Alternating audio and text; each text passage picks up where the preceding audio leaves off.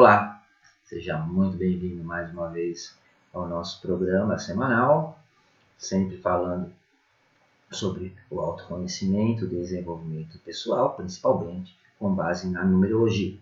E um critério que eu procuro usar é que eu acredito que um grande numerólogo, na verdade, ele não é um numerólogo, ele é um orientador. Não adianta simplesmente você falar as dificuldades, ou copiar as dificuldades que a pessoa tem e apresentar para ela sem dar uma solução. Então, antes de qualquer coisa, é muito importante que você saiba apresentar uma forma para aquela pessoa, pelo menos, começar a superar as suas dificuldades. E na numerologia muito se fala sobre dificuldade de comunicação, sobre dificuldade da pessoa se fazer entender, de se expressar. E isso é altamente prejudicial ao seu desenvolvimento e muito frustrante quando as pessoas não entendem você. Mas não adianta nada sem dar uma solução, né? Por que será que as pessoas não entendem você? Será que elas que não entendem ou será que é você que não se faz entender? Então nós precisamos levar conceitos práticos para as pessoas. Não adianta ficar falando de número, de missão, de expressão, ficar falando um monte de teoria decorada, porque as pessoas, na verdade, quando buscam autoajuda, autoconhecimento, elas buscam coisas práticas que elas podem aplicar. Então, nesse vídeo eu vou dar algumas dicas fáceis e rápidas aí que podem melhorar muito a sua habilidade para se comunicar e se fazer entender. São conselhos simples, na verdade, mas que se você conseguir seguir, vão permitir que as pessoas entendam melhor o que você pretende dizer ou expressar. Uma coisa que eu escuto muito, na verdade, na maioria dos meus pacientes nas consultas numerológicas, quando eu falo para elas nas suas características numerológicas, ela tem alguma dificuldade em se comunicar e se expressar, para essas pessoas, elas dizem que, em geral, não sentem que são pessoas tímidas, outras que não têm nenhum problema em conversar, em interagir com outras pessoas, e que, muito pelo contrário, elas gostam de estar em contato e falar com as pessoas. E algumas assumem, inclusive, que tendem a falar até demais por vezes. Uma paciente esses dias me falou que ela era muito expressiva, comunicativa, que gostava muito de conversar e falar com os outros. Mas o que a maioria das pessoas não entendem é justamente que ser capaz de falar, não ter qualquer bloqueio em falar com os outros, não significa que elas se comuniquem ou que elas se façam entender, principalmente. Você pode falar por hora sem que ninguém consiga entender absolutamente nada do que você quis dizer, muito menos a mensagem que você pretendia transmitir. Falar é uma habilidade, agora saber falar e ser capaz de se comunicar corretamente já é uma arte. Então a primeira coisa a pensar é como anda a sua habilidade de conversar e de se comunicar. Então vamos pensar da seguinte forma: você é um orador tranquilo e objetivo ou você divaga? Você é um ouvinte atento ou você tende a interromper as pessoas e só você quer falar? O primeiro passo para se fazer compreender o que se quer dizer é ser envolvente com a sua conversa e entender que não importa o que você fala, mas sim como você fala. Eu me lembro, quando eu fazia engenharia na FEI, eu tinha um mestre de cálculo estrutural. Mestre, para o pessoal mais novo que não sabe, eram os professores, nós chamávamos de mestre, porque todos os professores que davam aula na FEI e também em outras faculdades de primeira linha, eles eram mestrados no assunto que lecionavam, muitos inclusive eram doutores e PhD até. Então, além de uma questão de respeito ao professor, era também uma questão de reconhecimento da sua autoridade no assunto. Hoje é uma bandalheira, ninguém mais respeita os professores, ninguém reconhece mais o conhecimento, né? Todo mundo só quer diploma de doutor, como costumo brincar. Por isso que cada vez mais o ensino também é pior no Brasil e cada vez mais medíocre, porque as pessoas que realmente têm autoridade em uma cadeira acadêmica não querem se sujeitar a enfrentar o descaso dos alunos mal educados, que estão mais interessados em fazer política e bandalheira do que aprender o que estão lá, na verdade, para aprender. Mas esse não é o tema, né? Eu já estou fugindo do assunto, mas já serviu de demonstração de como desenvolver uma conversa e um assunto. Então, voltando ao nosso tema, Esse mestre nos dava aula de cálculo estrutural. Ele era uma sumidade e uma das maiores autoridades, inclusive. Participou do projeto do túnel Ayrton Senna em São Paulo, daquela caixa d'água na Vergueiro, também em São Paulo, que parece um guarda-chuva, para quem conhece a região ali. Na época, inclusive, foi um projeto totalmente ousado. E cálculo estrutural, para quem estuda engenharia civil, é um tema fascinante. Eu, inclusive, me especializei em cálculo estrutural. E esse mestre dava aulas não só na FEI, como na Poli, que é a Faculdade de Engenharia da USP, e no Mackenzie. Mas ele tinha um problema muito sério. Ninguém aguentava assistir a aula dele. E ninguém conseguia entender direito o que ele falava. Simplesmente porque, apesar de ele ser o papa na matéria e falar por 2 horas, ele não se fazia entender. Por outro lado, já nós tivemos um outro mestre que nos dava aula de física. Eu tive física 1, que era física clássica, e depois eu tive no terceiro ano física 3 com ele, que era basicamente física quântica. E física em aula assim, de faculdade é um tema chato, é muita teoria, formas, conceitos, muito desenvolvimento teórico, na verdade. Mas ele se comunicava de uma forma que a sala de aula lotava. Tinha gente sentada no chão só para assistir a aula do Chicão, como a gente chamava ele, que era o mestre da nossa turma. Ele dava aula na FEI e na USP também. E você podia assistir a aula em outras turmas, que não a sua. Então, muitas pessoas deixavam de assistir aula com os professores das suas turmas para assistir aula com o Chicão, simplesmente porque ele era cativante. E é lógico que para quem estuda engenharia, a física é um tema importantíssimo e também interessante, mas não é essa física de escola. Mas, na verdade, o que atraía as pessoas para a aula dele é a forma como ele dava a aula. Era quase um evento, né? Era divertido, era empolgante. Eu acredito que ele conseguiria fazer até quem odeia a física se interessar pela física. Então, o que eu quero dizer com isso, e quero que você entenda, é que existem muitas maneiras de se apresentar ou explicar algo. O que não não está relacionado com o tema, né? O que faz esse algo ser ou não interessante não é o assunto, mas sim como quem narra ou compartilha torna ou não esse algo interessante.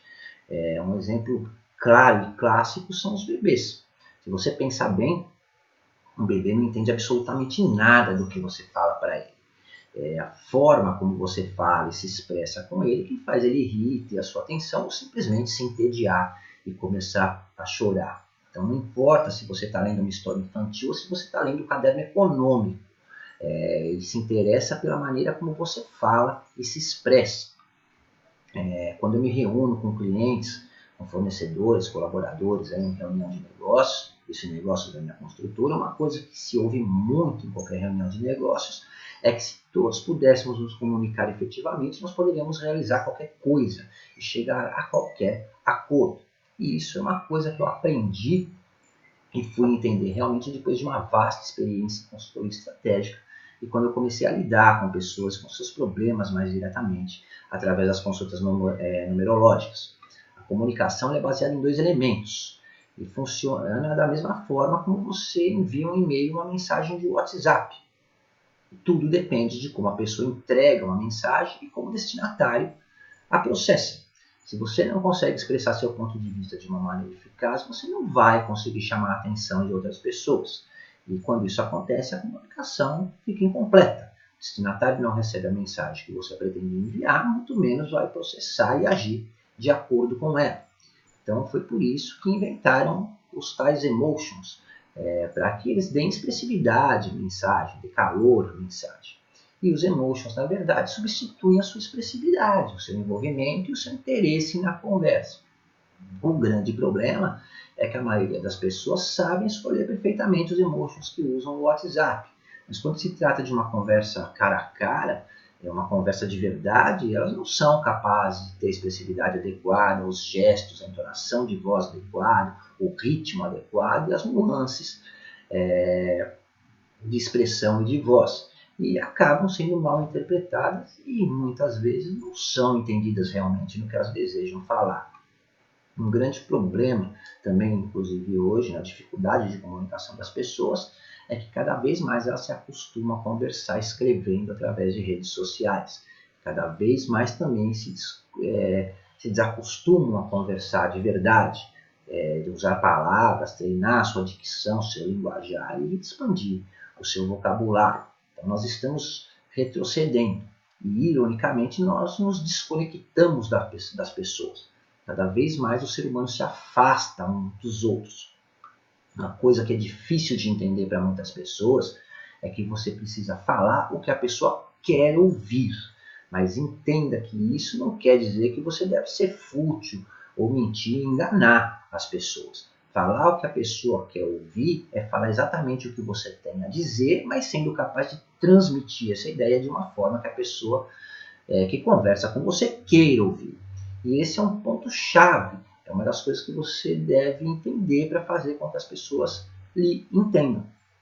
Será que você está simplesmente falando ou você está realmente se conectando com a outra pessoa? Vamos dar um exemplo. Quantas vezes você conversou com pessoas que falam muito devagar ou rápido demais?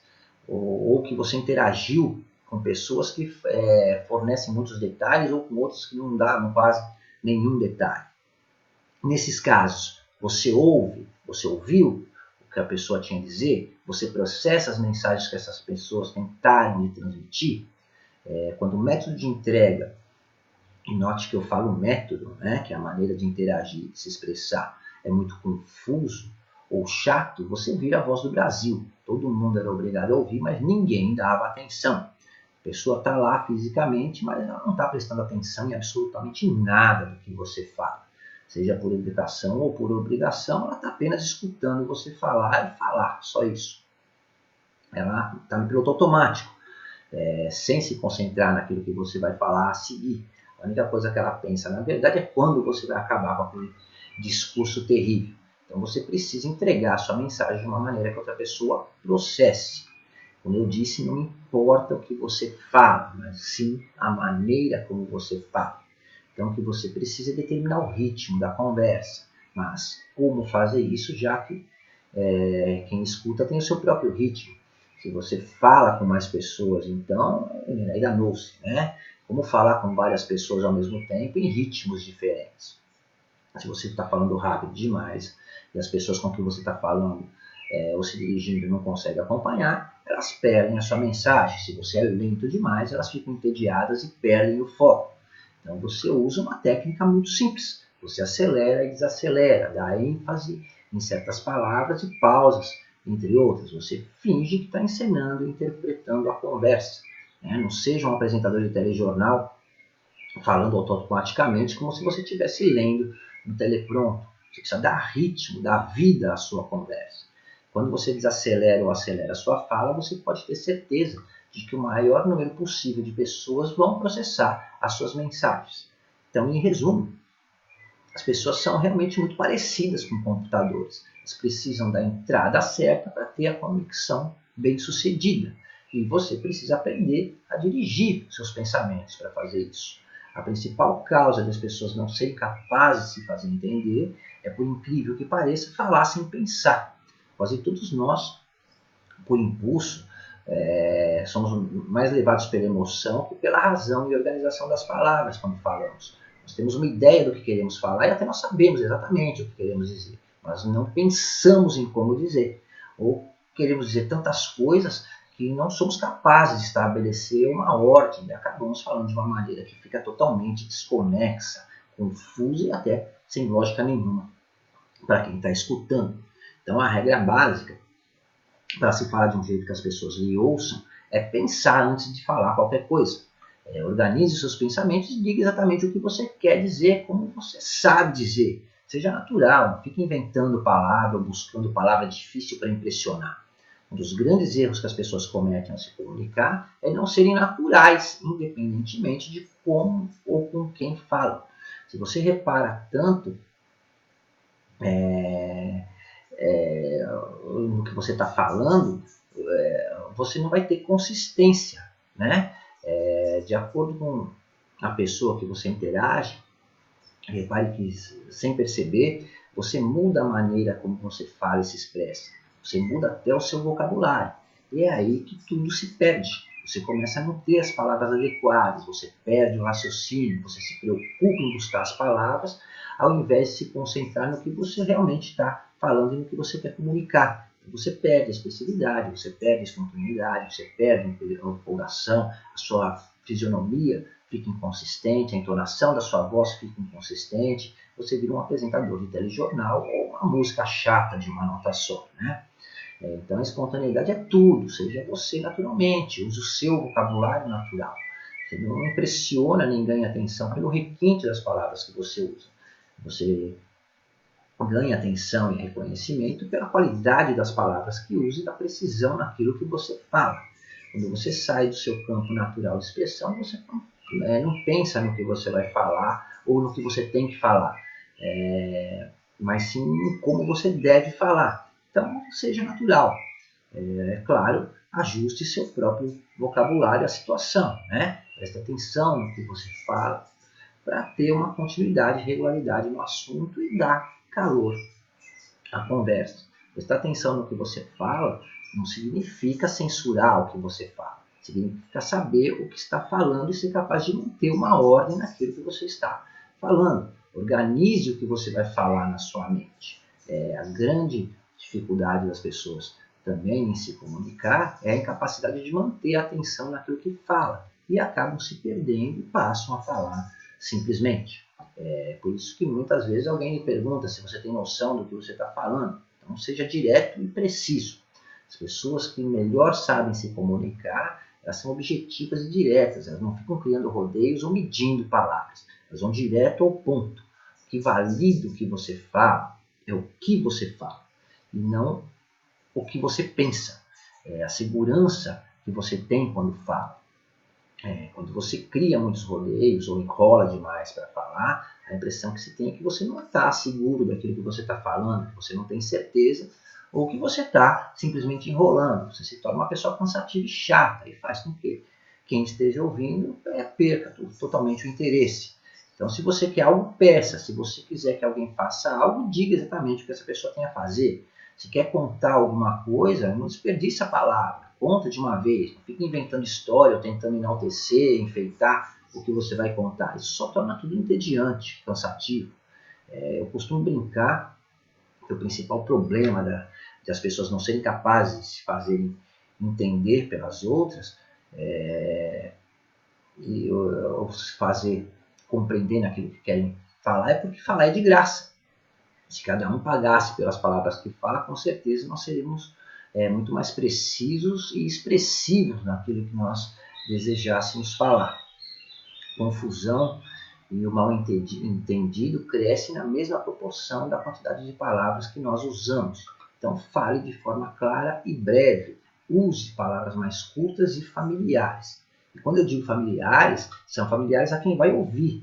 Para se fazer entender, você tem que ser capaz de falar a língua de quem escuta. Se você vai aos Estados Unidos, você tem que falar inglês com eles. Se você falar mandarim, ninguém vai entender, muito menos vai te dar atenção. Isso só vale, não só vale, né, no caso sim, mas vale para o nosso cotidiano. Cada pessoa que você fala tem a sua própria língua. Não adianta querer falar com seu filho adolescente usando o mesmo vocabulário que você usa com o diretor da sua empresa. E aí aqui chegamos ao impasse. Quando eu falo isso, muitas pessoas dizem que eu estou me contradizendo. Eu acabei de falar para ser natural e agora eu estou falando que você tem que falar a língua da pessoa. Então vamos lá. Cada um de nós tem uma personalidade, uma mistura de traços, padrões de pensamento e maneirismos, né, que podem nos ajudar ou não a nos comunicar com clareza. Então, para ter uma maior clareza e expressividade, ser natural é ser real, é deixar a conversa fluir. Assim, além de ser mais convincente, você se sente muito mais confortável também. Entenda o seguinte, independentemente de qualquer coisa, para falar de uma maneira que as pessoas entendam e se expressar corretamente, é importante que você não tenha um vocabulário limitado. É óbvio que se você não procurar expandir o seu vocabulário, você não vai ser capaz de se comunicar ou fazer entender corretamente em muitas situações, né? Você vai ficar igual essa molecada.